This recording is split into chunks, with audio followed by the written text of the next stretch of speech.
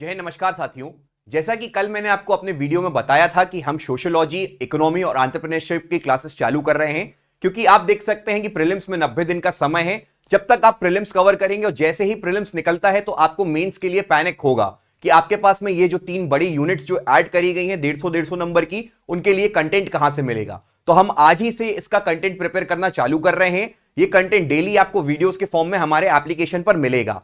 आप हमारा application download करेंगे तो यहां पर आपको पूरे कोर्सेज दिख रहे होंगे जो कि आपके यूनिट वाइज हैं। आप देख सकते हैं कि यहां पर एंटरप्रेन्योरशिप का कोर्स जो है 999 का है। ये टोटल जो है आपका प्रीलिम्स के पहले पहले तक हम इनको कोर्स को कंप्लीट करवाएंगे। आपको यहां पर रिकॉर्डेड लेक्चर्स मिलेंगे, साथ में पीडीएफ नोट्स मिलेंगे। अब पीडीएफ नोट्स भी ऐसा नहीं है कि एक बार में पूरे नोट्स कंपाइल कर लिए, हम धीरे धीरे हर टॉपिक पर बेसिक रिसर्च करके उसकी क्या डिमांड है, क्या पढ़ना है, किस तरह से क्वेश्चन फ्रेम होंगे, पूरी अच्छे से कंटेंट बना के आपको लेक्चर प्रोवाइड करेंगे। तो आप देख सकते हैं हर यूनिट में लगभग आप देखेंगे 60 to 70 लेक्चर्स आपके जाएंगे, जिसमें आपकी पूरी पांचों यूनिट कवर होंगी। तो यहां पर एंटरप्रेन्योरशिप का 999 का है, इकोनॉमी और सोशियोलॉजी तीनों का 999 का है। इसके अलावा भी हमारे पास में इंग्लिश मीडियम में कोर्स अवेलेबल है, जिसमें हमने क्या किया है, हमने यूनिट वाइज उसको निकाला है, पब्लिश किया है। इसका मतलब ये नहीं है कि आपको एक बहुत ही बड़ा लमसम अमाउंट देके पूरा का पूरा फुल कोर्स का हम वादा कर दें। इससे बेटर यह है कि हमारी जो यूनिट हो चुकी है वो हम आपको दे रहे हैं। तो आप यहां पर देख सकते हैं कि जैसे कंप्यूटर और मैथमेटिक्स की है वो 299 रुपीज में अवेलेबल है।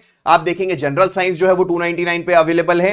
ठीक है, आपकी इंडियन ज्योग्राफी 299 पे अवेलेबल है। मॉडर्न हिस्ट्री हो गया, एंशिएंट और मेडाइवल हिस्ट्री दोनों साथ में है, वो भी 299 पे अवेलेबल है। तो ये इंग्लिश मीडियम में कंटेंट आपको यूनिट वाइज यहां पे एप्लीकेशन पे अवेलेबल है। तो आज से जो है हम क्या करने वाले हैं, आज जो है आपको लेक्चर्स हमारे देखने को मिल रहे होंगे, जिसमें हम सोशियोलॉजी के बारे में बात करेंगे, फिर इकोनॉमी का भी लेक्चर आएगा और एंटरप्रेन्योरशिप का भी लेक्चर आपको मिलेंगे। लगातार आप देखेंगे 1 वीक तक आपके यूट्यूब पे आपको ये सारे लेक्चर्स मिलेंगे, फिर साथ में ही वे पूरी क्लासेस जो है कोर्स पे चलेंगी। और जो प्रीलिम्स का हमने आपको बोला है कि जो हम आपको यूट्यूब पर फ्री ऑफ कॉस्ट पढ़ाएंगे, तो वो आपको कंटेंट यूट्यूब पर मिलेगा।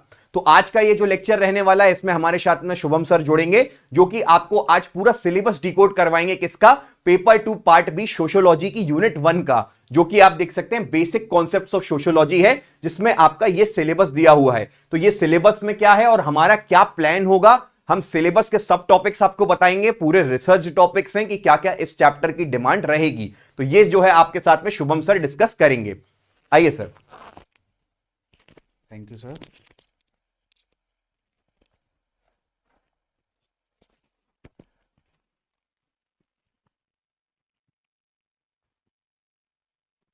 Hello everyone, this is your Shubham sir और आज से हम सोशियोलॉजी के बारे में डिस्कशन करेंगे। जैसा कि सर ने आपको बताया, यूनिट 1 ऑफ सोशियोलॉजी को यहाँ पर हम पूरी तरीके से डिस्कशन करने वाले हैं, डिकोड करने वाले हैं और ये समझेंगे कि सोशियोलॉजी का क्या कॉन्सेप्ट रखा गया है। खास करके एमपीपीएससी ने इस चीज को क्यों यहां पर इंक्लूड करा है, क्या ऐसी एग्जाम की डिमांड थी, क्या ऐसा सब कुछ देखा जा रहा था जहां पर सोशियोलॉजी की एक नीड बन जाती है। सो सोशियोलॉजी के बारे में बात करने से पहले हम ये समझेंगे कि इसका इवोल्यूशन कैसे हुआ, क्योंकि हमें भी तो पता होना चाहिए ना कि अगर कोई सब्जेक्ट इंट्रोड्यूस किया गया है तो उसकी शुरुआत कहां से होती है। सो वर्ल्ड के एक बहुत फेमस फिलोसोफर रहे हैं एरिस्टोटल, जिन्होंने एक बात बोली थी, a man is a social animal, मतलब इंसान एक ऐसा जानवर है जो हमेशा सोशली रहेगा और सोसाइटी में वो सारी वैल्यूज सीखेगा जो कि उसके लिए नेसेसरी है कि किस तरीके से रहा जाता है। हम भी देखते हैं कि अगर हम कम्युनिटी में, अगर सोसाइटी में नहीं रहेंगे तो हमारे ऊपर क्या हो सकता है, बहुत सारी दिक्कतें आ सकती हैं, बहुत सारी परेशानियां आ सकती हैं।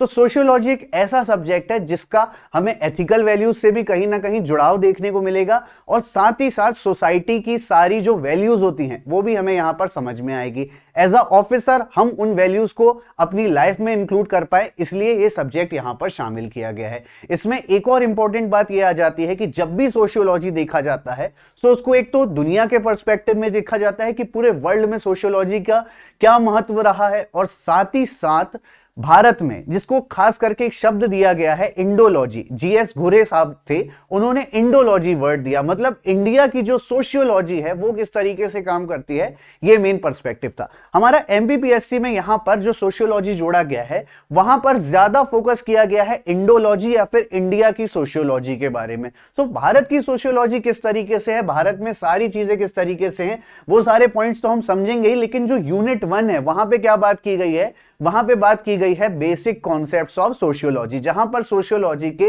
इंपॉर्टेंट बेसिक कॉन्सेप्ट जो कि पहले आपको समझने चाहिए, है ना। एबीसी की शुरुआत करते हैं कभी भी तो हम ABCDEFG एक एक करके चलते हैं, उसी तरीके से हम इस चीज को यूनिट 1 को बोलेंगे the basic concept of sociology, जहां पर ये जो पूरा सिलेबस है किस तरीके से दिया गया है। तो हम सिलेबस को अगर देखें, ठीक है, सिलेबस यहां पे दिया गया है। सबसे पहले तो इंडियन कॉन्सेप्ट ऑफ सोशियोलॉजी, मैंने आपको पहले ही बताया कि यहां पे इंडोलॉजी की ज्यादा बात की जा रही है, इंडोलॉजी वर्ड पर ज्यादा फोकस किया जा रहा है, जहां पर सबसे पहली चीज दी जा रही है क्या, ज्वाइंट फैमिली का कॉन्सेप्ट। दोस्तों ज्वाइंट फैमिली का कॉन्सेप्ट भारत का है, हमने देखा है कि भारत कितने सालों से ज्वाइंट फैमिली के कॉन्सेप्ट पर चला आ रहा है, आज भी ज्वाइंट फैमिली का कॉन्सेप्ट देखने को मिलता है। और ये जो न्यूक्लियर फैमिली या फिर स्मॉल फैमिली वाला कॉन्सेप्ट है ना, ये भी वेस्टर्न कंट्रीज, यूरोप, अमेरिका, यहां से निकल कर आया, ठीक है। तो ज्वाइंट फैमिली का कॉन्सेप्ट जो कि भारत के लिए बहुत ज्यादा रेलेवेंस देखने को मिलता है। साथ ही साथ हम बात करेंगे फैमिली का कॉन्सेप्ट कि फैमिली क्या होती है, फैमिली का क्या इंपॉर्टेंस होता है, फैमिली का क्या रेलेवेंस होता है, ठीक है। फिर एक कॉन्सेप्ट आता है किनशिप। किनशिप मतलब क्या होता है, एक तरीके से बोला जाए हमारे रिलेशन, हमारा परिवार, ठीक है। और एक कॉन्सेप्ट इसी से जोड़ा जाता है परिवारवाद, ठीक है। तो वो सारी चीजें। देन अगला है लीनिएज, जिसके बारे में हम बात करेंगे, सभी चीजें हम डिटेल। तो पहला क्या है, इंडियन कॉन्सेप्ट ऑफ सोशियोलॉजी, इसमें हम क्लैन के बारे में देखेंगे, वंश जिसको बोला जाता है। और एक और चीज होती है क्या, गोत्र ट्रेडिशन होता है, जो कि बहुत ज्यादा इंपॉर्टेंट होता है। गोत्र में आपको काफी अच्छे तरीके से पढ़ाऊंगा, आप देखते होंगे कि गोत्र के बारे में बताया जाता है। बीच में हम ना कुछ एग्जांपल्स भी रखेंगे जहां पर आपको और ज्यादा चीजें समझ में आए, विजुअल एग्जांपल्स रखेंगे ना तो ज्यादा चीजें आप रिलेट कर पाओगे। आज के सिनेरियो में पढ़ना इन चीजों को कि आज के सिनेरियो में ये सारी चीजें किस तरीके से चल रही हैं। अगर गोत्र के बारे में आज नहीं पता होगा कि आज रेलेवेंस क्यों है इन सारी चीजों का, तो कल समझ में कैसे आएगा, पेपर में कैसे लिखोगे, ठीक है। अगला पॉइंट जो आता है जिसमें हम बात करेंगे, अब थोड़े बड़े वे में बात करना है, जहां कम्युनिटी, पूरी कम्युनिटी जो पूरा समाज होता है उसके बारे में बात, इनको चलाने वाले इंस्टीट्यूशंस के बारे में बात करना है। कम्युनिटी किसी इंस्टीट्यूट के तहत गवर्न हो रही है, जहां पे हमको आर्टिकल 25 से लेकर 28 तक जो कॉन्स्टिट्यूशन के फंडामेंटल राइट्स में बताया गया है। उसके अलावा हम बात करेंगे एसोसिएशंस, ठीक है। देन कल्चर, जैसे कोई भी एक कल्चर होता है वो किस तरीके से प्रिवेल करता है, किस तरीके से पनपता है, वो सारी बातें यहां पे की जानी है। अगला क्या देखेंगे, norms and values. Norms and values के बारे में हमको यहां पर बात करनी है। Then the elements of social harmony. Social harmony मतलब समाज में शांति प्रियता कैसे रखाई जाए, समाज के सारे जो अलग अलग वर्ग हैं वो एक साथ कैसे रहें, ये सारी बातें देखनी है। Concept of civilisation. सिविलाइजेशन मतलब अलग अलग सिविलाइजेशन। जो सबसे पहला आप सिविलाइजेशन कौन सा पढ़ते हो हिस्ट्री में, इंडस वैली सिविलाइजेशन, यहां से भारत की शुरुआत होती है, ठीक है। उसके अलावा कल्चर के बारे में बात की जाएगी, ठीक है। तो कल्चर का किस तरीके से कोरिलेशन करवाया जाना है, ठीक है। फिर हम आगे बात करेंगे, अगला हमको क्या देखना है, जो फीचर्स हैं इंडियन कल्चर के, भारत का जो कल्चर है उसके क्या इंपॉर्टेंट फीचर्स हैं, वो सारी चीजें हमको देखनी है, ठीक है। सारे फीचर्स के बारे में बात करना है, जहां पर हम अलग अलग सोशल इंस्टीट्यूशंस की बात करेंगे, जैसे कि फैमिली, एजुकेशन का क्या रेलेवेंस है, रिलीजन क्या होता है, ठीक है, वर्ण प्रथा क्या होती है, ठीक है, वर्ण व्यवस्था जो कि भारत में आप देखते हो, जो कि आज के समय हम कास्ट सिस्टम जिसको कहते हैं, लेकिन था वो क्या, वर्ण व्यवस्था। ऋग्वेद काल में क्या लाई गई थी, वर्ण व्यवस्था लाई गई थी, उनकी बात करेंगे। ऋणों के बारे में बात करेंगे। 2020 और 21 का जो पेपर था तब ऋणों के ऊपर सवाल आया था, क्वेश्चन आया था कि ऋण क्या होते हैं, ठीक है। तो अलग अलग 3 प्रकार के ऋण होते हैं, उनके बारे में बात करना है। यज्ञ होते हैं, अलग अलग प्रकार के यज्ञ होते हैं, जैसे वाजपेयी यज्ञ, अश्वमेध यज्ञ, ये सारी चीजें होती हैं। संस्कार, 16 संस्कार देखने को मिलते हैं हिंदू धर्म में, ठीक है। ये तो पहले भी था लेकिन इसको और ज्यादा इनहेंस करके हम पढ़ेंगे, ठीक है। संस्कारों का आज के समय में क्या रेलेवेंस है, उन चीजों को देखेंगे। रिचुअल्स के बारे में बात करेंगे। रिचुअल्स क्या होते हैं, अलग अलग जो रीतियां होती है ना, रिचुअल्स उनको कहा जाता है, ठीक है। उनके अलग अलग रेफरेंसेस, कहां से कौन सा रिचुअल आया, फिर थोड़ा सा यहां पे हमको कास्ट सिस्टम पढ़ना है, जो वर्ण व्यवस्था थी वो कैसे कास्ट सिस्टम में परिवर्तित हो गई, वो सारी बातें हमें यहां पर करनी है। आश्रम पढ़ने हैं, 4 अलग प्रकार के आश्रम देखने को मिलते हैं। पुरुषार्थ, जो मानव को अपने जीवन में करना चाहिए उसको बोला जाता है पुरुषार्थ, ठीक है। ह्यूमन वैल्यूज जो हैं डिफाइन होती हैं पुरुषार्थ से। सो कैसे वो आई, इंपैक्ट ऑफ रिलीजन, किसी भी रिलीजन का समाज पर क्या असर पड़ता है, क्योंकि एक बहुत अच्छा शब्द आता है, एक बहुत अच्छी लाइन आती है कि मजहब नहीं सिखाता आपस में बैर रखना, मतलब सभी रिलीजन की क्या वैल्यूज हैं वो सब हमको देखना है। साथ ही साथ sex on society and marriage, अलग अलग जो पंथ बने हुए हैं सोसाइटी और मैरिज पे, उनके बारे में हमें डिस्कशन करना है, ठीक है। चलो, तो अब हम क्या करेंगे, एक एक करके देखते जाएंगे कि सोसाइटी का कॉन्सेप्ट कैसे है, ठीक है। सबसे पहले हम समझेंगे क्या, इंडियन कॉन्सेप्ट ऑफ सोसाइटी, जो कि हमें देखने को मिलेगा। तो सोसाइटी के कॉन्सेप्ट की अगर बात करें तो इसमें सबसे पहला क्या आता है, सबसे पहला हमें देखना है ज्वाइंट फैमिली के बारे में समझना है कि ज्वाइंट फैमिली क्या होती है। तो मैंने आपको बताया कि ज्वाइंट फैमिली कल्चर जो है वो कहां से शुरू हुआ है, वो भारत से ही शुरू हुआ है, ठीक है। ज्वाइंट फैमिली किस तरीके से देखने को मिलती है। नेक्स्ट क्या है, स्ट्रक्चर एंड डायनेमिक्स, ठीक है। इसका क्या स्ट्रक्चर होता है, क्या डायनेमिक्स होते हैं, क्या बदलाव आ रहे हैं, वो सारी चीजें यहां पर देखने को मिलती हैं, ठीक है। हमारी सोसाइटी में एल्डर्स का क्या रोल देखने को मिलता है, क्यों एल्डर्स की इंपॉर्टेंस है, ठीक है। वो सारे पॉइंट्स जो कि यहां पे अलग अलग बात करनी है हमको। साथ ही साथ क्या ट्रेंड्स बदलते जा रहे हैं, जैसे एक समय हुआ करता था ज्वाइंट फैमिली हुआ करती थी, आज के समय कॉन्सेप्ट चल रहा है न्यूक्लियर फैमिलीज का, ठीक है। और भी ज्यादा जो चेंजेस आते जा रहे हैं फैमिलीज में, सिंगल रहना चाहते हैं, अकेले रहना चाहते हैं, तो क्या ट्रेंड बदल रहे हैं सोसाइटी में, हमारी सोसाइटी उसको किस तरीके से एक्सेप्ट कर रही है, ये बातें यहां पर मेन होती हैं, ठीक है। फिर जब हम फैमिली का कॉन्सेप्ट पढ़ेंगे तो फैमिली में अलग अलग कॉन्सेप्ट होते हैं, जैसे एक कॉन्सेप्ट कौन सा आता है, न्यूक्लियर फैमिली। कहां से शुरू हुआ है कॉन्सेप्ट, तो मैं आपको बता देता हूं, जब दुनिया में इंडस्ट्रियल रिवॉल्यूशन, खास करके कहां पर, यूरोप में इंडस्ट्रियल रिवॉल्यूशन आना शुरू हुआ था, तब किसका कॉन्सेप्ट आता है, न्यूक्लियर फैमिली का कॉन्सेप्ट आता है। बहुत डिटेल्ड टर्म्स हैं ये सारे, ठीक है। इनसे 3 मार्कर्स, अब तो 3 मार्कर्स नहीं 2 मार्कर्स हो गए हैं, तो बहुत ही डिटेल्ड आपसे यहां पे पॉइंट्स पूछे जा सकते हैं। अगली हम बात करेंगे एक्सटेंडेड फैमिलीज की। एक्सटेंडेड फैमिलीज मतलब परिवार है, ठीक है, रहते थे कहां पे, बाय चांस मान लो उत्तर प्रदेश में रहते थे, लेकिन अब इनका परिवार कहां रहने लगा, मध्य प्रदेश में रहने लगा, एक्सटेंडेड फैमिली, ठीक है। अगला कॉन्सेप्ट क्या देखने को मिलेगा, किनशिप देखने को मिलेगा, मतलब परिवार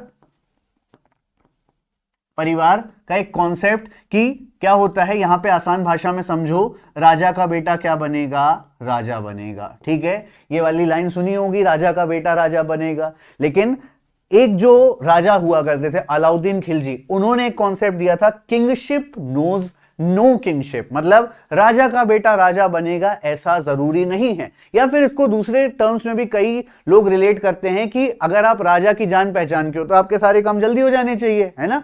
लेकिन वो चीज यहां पर अलाउद्दीन खिलजी ने बैन करवाई थी कि नहीं, ऐसा नहीं होगा, ठीक है। अगली चीज आती है क्या, ब्लड रिलेशन, जिनको बोला जाता है क्या, खून का रिश्ता, ठीक है। ब्लड रिलेशन क्या होते हैं, लाइक चाचा बुआ, ये सारे जो होते हैं ब्लड रिलेशंस कहलाते हैं।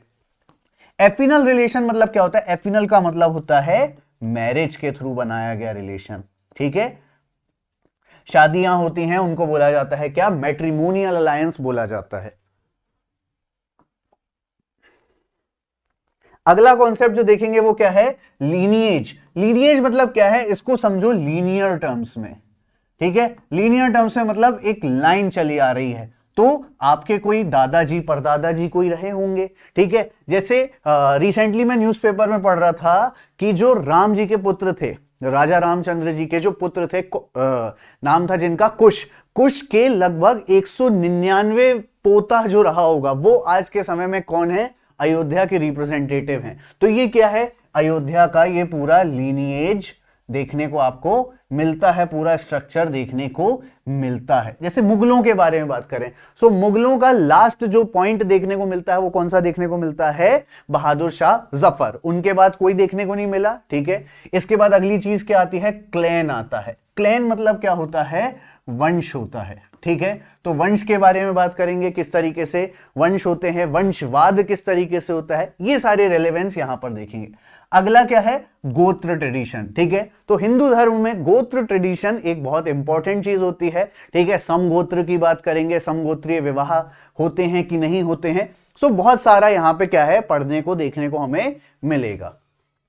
अगली चीज क्या है जो हमने देखी थी, जहां पर हमको बात करनी है कम्युनिटी, साथ ही साथ इंस्टीट्यूशंस, कौन कौन से एसोसिएशन होते हैं। ठीक है, कल्चर क्या होते हैं, नॉर्म्स। ठीक है, नॉर्म्स और वैल्यूज सिमिलर चीज होती है, तो नॉर्म्स और वैल्यूज उनके क्या देखने को मिलेंगे, ये सारी चीजों को हम डिकोड करेंगे यहां पे। ठीक है, जहां पर कम्युनिटी, कितने प्रकार की कम्युनिटी होती हैं, ठीक है, ये देखना इंपॉर्टेंट है। साथ ही साथ अर्बन और रूरल कम्युनिटीज भी देखने को मिलती है। यहां पे फिर क्या होते हैं, इंस्टीट्यूशंस, उनके क्या होने चाहिए, डेफिनेशंस और टाइप्स हमें देखने को मिलते हैं। अलग अलग इंस्टीट्यूशंस आप भारत में देख पाओगे, कौन से, खास करके रिलीजियस इंस्टीट्यूशंस की हमको यहां पर बात करनी है। उसके अलावा सोशल इंस्टीट्यूशंस भी जो हमारे होंगे उनको भी हम रिलेट यहां पर कर सकते हैं। नेक्स्ट, रोल ऑफ सोसाइटी, समाज में सोसाइटी। ठीक है, सोसाइटी खुद ही समाज होता है, तो समाज का क्या रोल है, सोसाइटी का क्या रोल है। ठीक है, अब एसोसिएशन की बात करें तो एसोसिएशन भी क्या होते हैं, एक प्रकार के बड़े इंस्टीट्यूशंस होते हैं, जो कि जैसे कि अगर वॉलेंटरीली बने होंगे कि हम अपनी स्वयं की स्वेच्छा से बनाना चाहते हैं, वो सारे इंस्टीट्यूशंस। साथ ही साथ फॉर्मल इनफॉर्मल एसोसिएशंस के बारे में बात करेंगे, कल्चर के बारे में बात करेंगे। ठीक है, कल्चर के क्या कंपोनेंट्स हैं, उन सब के बारे में भी हमको यहां पे बात करनी है। उसके अलावा कल्चरल डाइवर्सिटी, कल्चरल डाइवर्सिटी, देखो भारत में बहुत सारे धर्म हैं, ठीक है, बहुत सारे पंथ धर्म सब देखने को मिलते हैं, बट अल्टीमेटली क्या है, सब क्या कर पाते हैं, कोरिलेट कर पाते हैं। आप अलग अलग देशों को देखो, कहीं ना कहीं किसी ना किसी प्रकार की हिंसा चल रही है, बट आप वहीं हमारे भारत देश को देखो, इतने सारे धर्म रह रहे हैं, इतने सारे मजहब हैं, फिर भी भारत एक सेक्युलर कंट्री है और सारे धर्म कैसे रह रहे हैं, एक निश्चिंतता से रह पा रहे हैं। ठीक है, तो ये क्या बताता है कि हमारे यहाँ कल्चरल डाइवर्सिटी तो है, बट कल्चरल डाइवर्सिटी होने के बाद भी सभी धर्म, सभी पंथ क्या है, बहुत शांति के साथ एक साथ रह रहे हैं। साथ ही साथ क्या है, किस धर्म की, किस रिलीजन की क्या नॉर्म्स हैं, मतलब नॉर्म्स होते हैं, एक तरीके के रूल्स होते हैं, कौन कौन से रूल्स होते हैं उनको फॉलो करना। साथ ही साथ उनकी कुछ वैल्यूज भी होती हैं जो कि फॉलो की जानी चाहिए। जैसे अलग अलग धर्म हैं, अब सम्राट अशोक ने बुद्धिज्म से एक क्वालिटी ली कि शांति, ठीक है, अहिंसा के साथ काम करना चाहिए। सो ये सारी चीजें क्या बताती हैं कि वैल्यूज को हमको, रिलीजियस वैल्यूज को हमें किस तरीके से फॉलो करना चाहिए, ये मेन है। सोशल नॉर्म्स और साथ ही साथ ओवरऑल कल्चरल वैल्यूज, ये हमको देखनी है। सो पहले 2 पॉइंट हो गए, चलते हैं तीसरे पॉइंट पे, जहां पर हमको बात करनी है किसके बारे में, एलिमेंट्स ऑफ सोशल हार्मनी। ठीक है, सोशल हार्मनी के कौन कौन से एलिमेंट्स हमें भारत में देखने को मिलेंगे, क्योंकि सोशल हार्मनी क्यों इंपॉर्टेंट है, क्योंकि मैंने अभी थोड़ी देर पहले बताया कि भारत में बहुत सारे रिलीजन हैं, तो सबको साथ मिलकर रहना है, किस तरीके से हार्मनी मेंटेन रहनी चाहिए, सोशली हमको सबको एक साथ रहना है, वो सारी चीजें। अगला पॉइंट आता है क्या, इसके अंदर सोशल इंटीग्रेशन, जब सब लोग एक साथ जुड़ रहे हैं, एक जुड़ाव देखने को मिल रहा है, उसी चीज को क्या बोला जाता है, सोशल इंटीग्रेशन बोला जाता है। कौन कौन से ऐसे इंपॉर्टेंट फैक्टर्स हैं जो कि इंटीग्रेशन प्रमोट करते हैं इस देश में। ठीक है, जब भी राष्ट्रवाद की बात आती है, नेशनलिज्म की बात आती है, तो सारे धर्म एक साथ खड़े रहते हैं। ठीक, चैलेंजेस टू द इंटीग्रेशन, अब देखो जहां पे सॉल्यूशन है वहां पर समस्याएं भी देखने को मिलती हैं, तो कौन कौन से चैलेंजेस यहां पर इंटीग्रेशन ऑफ नेशनल हार्मनी देखने के हो सकते हैं, उन पे बात करनी है। अगली बात, सोशल कॉन्फ्लिक्ट के बारे में बात करेंगे। सोशल, समाज में कुछ कॉन्फ्लिक्ट के भी मुद्दे बन जाते हैं, ठीक है, अलग अलग समुदायों के बीच में ऐसे मुद्दे बन जाते हैं जो कि समस्या क्रिएट कर सकते हैं, उनको कैसे रिजॉल्व किया जाए। सो उनके कुछ कॉजेज हो सकते हैं, कुछ कॉन्सिक्वेंसेज हो सकते हैं, क्योंकि जब भी कोई रिलीजियस इश्यू होता है उसका बैकग्राउंड कैसा होता है, कहीं ना कहीं हिस्टोरिकल कोई पर्सपेक्टिव वहां पर जुड़ा रहता है। ठीक है, हिस्टोरिकल पर्सपेक्टिव वहां पे जरूर होता है, तभी जाके क्या होता है, किसी सोशल कॉन्फ्लिक्ट का राइज होता है। ठीक है, इनके लिए रिजोल्यूशन मैकेनिज्म क्या बनाए गए हैं, किस तरीके से रिजॉल्व करना है। ठीक है, आज राम मंदिर बन रहा है, बट राम मंदिर बनने के पहले जो पूरी लड़ाई सुप्रीम कोर्ट में चली, ठीक है, एक प्रॉपर नॉर्म था, प्रॉपर मैकेनिज्म था। सो वो रिजॉल्व करने के क्या होते हैं, प्रॉपर मैकेनिज्म किस तरीके से काम करते हैं। ठीक है, concept of peace and justice, Bharat में क्या बना के रखना है, शांति व्यवस्था बना के रखना है। जस्टिस, न्याय हर एक धर्म को मिलना चाहिए, चाहे वो मेजॉरिटी का धर्म हो चाहे वो माइनॉरिटी का धर्म हो। ठीक है, rule of the individuals and the institutions, individual एक पर्टिकुलर इंसान का क्या रोल है सोसाइटी में, और साथ ही साथ पूरी की पूरी एक इंस्टीट्यूशन का क्या रोल है। तो फर्स्ट 3 पॉइंट्स हमने डिस्कशन करे। फोर्थ पॉइंट जो कि हमारा दिया हुआ था क्या, concept of civilisation and culture. मैंने सिविलाइजेशन आपको बताया कि हिस्ट्री में हमारी शुरुआत कहां होती है सिविलाइजेशन की, इंडस वैली सिविलाइजेशन, और वहां से उसके बाद से कितने सारे अलग अलग सिविलाइजेशंस, कितनी सारी डायनेस्टीज हमें देखने को मिली। फिर अलग अलग कल्चर जब भारत में आए, ठीक है, भारत में आए तो भारत में उनकी कुछ ना कुछ आइडेंटिटी बनकर रह गई, तो उसके बारे में बात करना है। Definition and characteristics of civilisation, civilisation की क्या डेफिनेशन, क्या खासियत होती है, उसके बारे में चर्चा। साथ ही साथ कल्चरल डिफ्यूजन, कल्चरल डिफ्यूजन मतलब कोई धर्म बाहर से आया, कोई कल्चर बाहर से आया तो वो भारत में समा के रह गया, उसकी कुछ वैल्यूज भारत में समा गई। ठीक है, ये बात करनी है।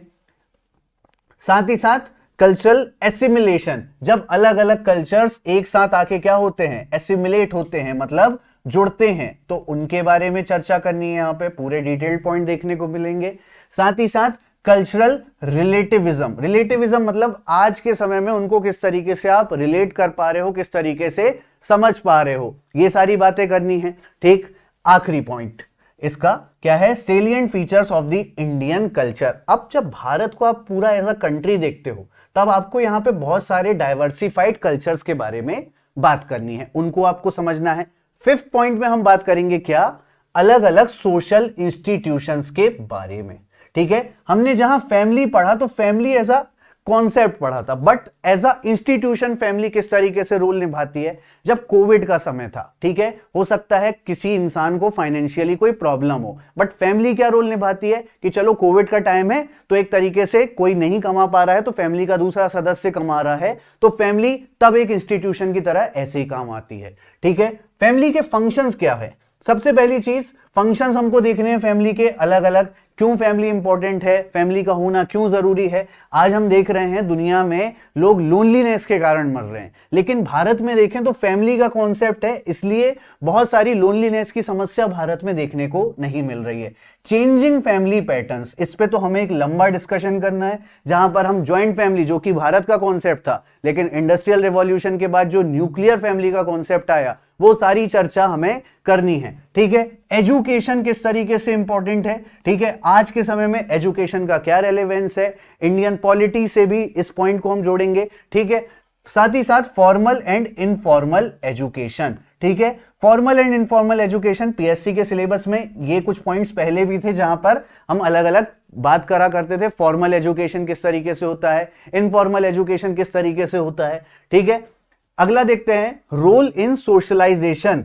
हमें कहा जाता है ना कि हमें सोशलाइज होके रहना चाहिए, अकेले नहीं रहना चाहिए, यूजुअली सोशलाइज होके रहना चाहिए। सो क्या उसका रोल, क्या रेलेवेंस है, रिलीजन क्या होता है। सो भारत के जो अलग अलग रिलीजन्स हैं, यहां पर हम उनके बारे में पढ़ेंगे। नेक्स्ट, आज के समय में रिलीजन्स का सोसाइटी में क्या रोल देखने को मिलता है, ये चर्चा करेंगे। ठीक है, फिर आगे हम बात करते हैं क्या, impact on individual behaviour. Religion के कारण किसी भी पर्टिकुलर मनुष्य में, किसी भी मानव में, किसी भी इंसान में, किसी भी ह्यूमन में रिलीजन के कारण क्या इंपैक्ट पड़ता है उसके इंडिविजुअल बिहेवियर में, ये चीज हमको देखनी है। ठीक है, ये कॉन्सेप्ट तो आप अभी रिसेंटली देख भी पा रहे होंगे, जब राम मंदिर का पूरा देश जो है एक साथ मिलकर, ठीक है, एक साथ मिलकर त्योहार की तरह मना रहा है, तो इंडिविजुअल के बिहेवियर में क्या असर पड़ रहा है किसी भी रिलीजन का, वो सारी बातें। देखो, सम्राट अशोक किसी और रिलीजन से जरूर थे, बट बुद्धिज्म का ऐसा इंपैक्ट उन पर पड़ा कि जो इंसान भेरी घोष कहलाता था, मतलब कि बहुत सारे वॉर्स लड़ना, युद्ध करना, वो क्या कहलाया, देवनाम सर्वप्रिय। ठीक है, देवनाम प्रियदर्शी। तो ये सारी जो चीजें आती हैं, ये कहां से आती हैं कि इंडिविजुअल के बिहेवियर पे जो है सोशलिज्म का, रिलीजन का क्या इंपैक्ट पड़ता है। अगली बात जो कि बहुत इंपॉर्टेंट टॉपिक्स हैं, जिसमें वर्ण व्यवस्था आती है। 4 प्रकार के वर्ण होते हैं, ठीक है। चारों वर्ण के बारे में पढ़ेंगे। गीता में क्या कॉन्सेप्ट दिया गया था वर्ण व्यवस्था का, आज के समय कास्ट सिस्टम अपना के हम क्या कर रहे हैं, वो सारी चीजें देखेंगे। ऋणों के बारे में देखेंगे। अलग अलग प्रकार के ऋण होते हैं, मतलब कि जैसे किसी का किसी पर ऋण उधार रह गया, लोन एक तरीके से कह सकते हो। यज्ञ और साथ ही साथ क्या, संस्कार, ठीक है। 16 संस्कार जो कि बहुत इंपॉर्टेंट है। 16 संस्कारों पे पहले भी सिलेबस में था, लेकिन अब ज्यादा डिटेल्ड पूछा जाने वाला है आपसे। अगला हम बात करेंगे रिचुअल्स। अलग अलग रिलीजन्स में जो रिचुअल्स चलते हैं उनके बारे में हमें बात करनी है। बहुत सारे रिलीजन है तो उनके बहुत सारे अलग अलग रिचुअल्स देखने को मिलेंगे, उनके बारे में बात करेंगे। उनका क्या सिग्निफिकेंस है और उनके क्या टाइप्स देखने को मिलेंगे। नेक्स्ट हम बात करेंगे किसके बारे में, कास्ट सिस्टम के बारे में। कि हमने पढ़ना तो सर शुरू किया था वर्ण व्यवस्था, और सर आज के समय में कास्ट सिस्टम चल रहा है, तो दोनों में क्या डिफरेंस देखने को मिल रहा है, दोनों क्यों डिफरेंट हैं। वर्ण व्यवस्था शुरू हुई थी, लेटर ऋग्वेद आते आते, गुप्त काल आते आते वो कास्ट व्यवस्था में क्यों बदल गई, ऐसा क्या हुआ। तो इनका क्या पढ़ना है, हमें हिस्टोरिकल कॉन्टेक्स्ट देखना है कि हिस्ट्री क्या है कास्ट सिस्टम की, ठीक है। कास्ट सिस्टम की हिस्ट्री हमको यहां पर देखनी है। लास्ट हम बात करेंगे क्या, कंटेम्पररी इश्यूज, ठीक है। जो कंटेम्पररी इश्यूज मतलब आज के समय में भारत और भारत के साथ दुनिया के देश, अलग अलग जो देश हैं, उनका कंटेम्पररी इशू रिलीजन को लेकर क्या चल रहा है, वो सारी चीजें देखनी है। फिर अगली हम बात करेंगे क्या, आश्रम व्यवस्था। पुरुषार्थ क्या होता है, 4 प्रकार के पुरुषार्थ होते हैं। इंपैक्ट ऑफ रिलीजन, कोई भी धर्म है उसका समाज पर, साथ ही साथ किसी इंडिविजुअल पर क्या इंपैक्ट है, ये देखना है।